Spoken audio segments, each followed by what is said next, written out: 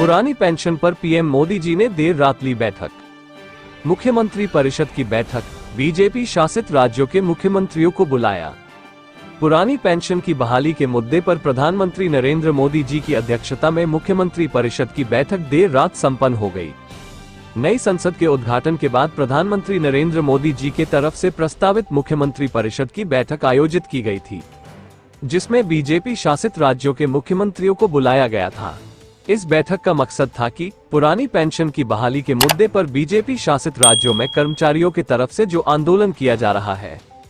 उसकी मौजूदा स्थिति क्या है, कर्मचारी पुरानी पेंशन की बहाली के मुद्दे पर राज्य सरकार को कितना ज्यादा प्रभावित कर सकते हैं। मौजूदा समय में अगर कर्मचारियों की मांगों को नजरअंदाज कर दिया जाए तो वोट पर कितना असर पड़ेगा। साथ ही इस बात की भी जानकारी मांगी गई थी कि पुरानी पेंशन की बहाली के मुद्दे पर आंदोलन कर्मचारी अगर सरकार के खिलाफ जाकर के वोट देते हैं तो क्या मौजूदा सरकार इस स्थिति में है कि कर्मचारियों के विरोध के बावजूद राज्य में सत्ता परिवर्तन नहीं होने देगी, यानी कि सरकार अपने दम पर फिर से वापसी कर सकती है।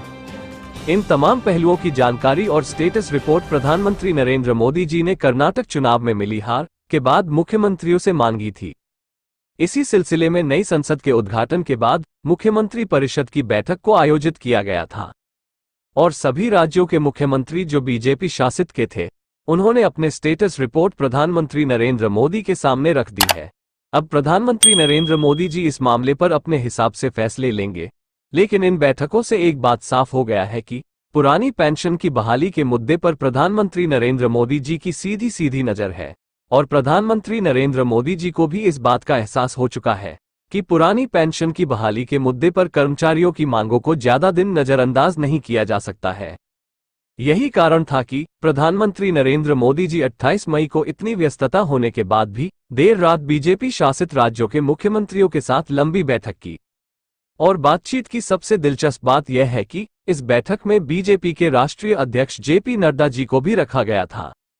और जेपी नड्डा जी ने भी संगठनात्मक तरीके से जो सवाल हो सकते थे वो इन मुख्यमंत्रियों के सामने रखे हैं। आपको बता दें कि पुरानी पेंशन की बहाली के मुद्दे पर बीजेपी शासित राज्य में कर्मचारियों का आंदोलन इन दिनों चरम पर है। मध्य प्रदेश, उत्तर प्रदेश, हरियाणा, उत्तराखंड, गोवा, गुजरात जैसे राज्य में कर्मचारियों का आंदोलन व्यापक रूप लेता जा रहा है और इसके बाद कर्मचारियों की तरफ से साफ तौर पर ऐलान कर दिया गया है। प्रधानमंत्री नरेंद्र मोदी जी और बीजेपी के राष्ट्रीय अध्यक्ष जेपी नड्डा जी लगातार पुरानी पेंशन की बहाली के मुद्दे पर बैठकों को लेकर के काफी गंभीरता बरत रहे हैं। आपको बता दें कि जब से कर्नाटक में हार मिली है, तब से बीजेपी का पूरा आला कमान इस बात पर सक्रिय हो गया है कि किसी भी हाल में जिन राज्यों में हमारी सरकार है, वहां पर पुरानी पेंशन की बहाली के मुद्दे को पैर पसारने का मौका ना दिया जाए। नहीं तो जिस तरीके से कर्नाटक में हार का सामना करना पड़ा है, वहां पर कोई भी 86 गुना गणित काम नहीं आया है। कहीं अन्य राज्यों में भी इसी तरीके का माहौल न बन जाए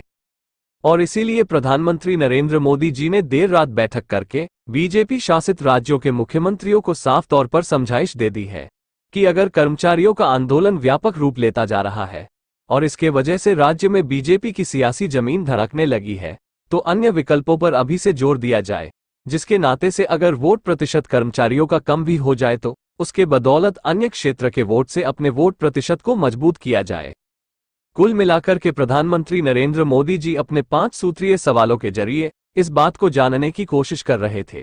कि आगे कर्मचारियों का आंदोलन कितना ज्यादा बीजेपी के वोट बैंक पर असर डाल सकता है और इसीलिए प्रधानमंत्री नरेंद्र मोदी जी ने पूरी बैठक आयोजित की थी। इस बैठक को 3 दिन पहले ही हो जाना चाहिए था, लेकिन प्रधानमंत्री नरेंद्र मोदी जी की व्यस्तता होने के नाते इस बैठक को 28 मई को नए संसद के उद्घाटन के बाद प्रधानमंत्री नरेंद्र मोदी जी के तरफ से बुलाई गई।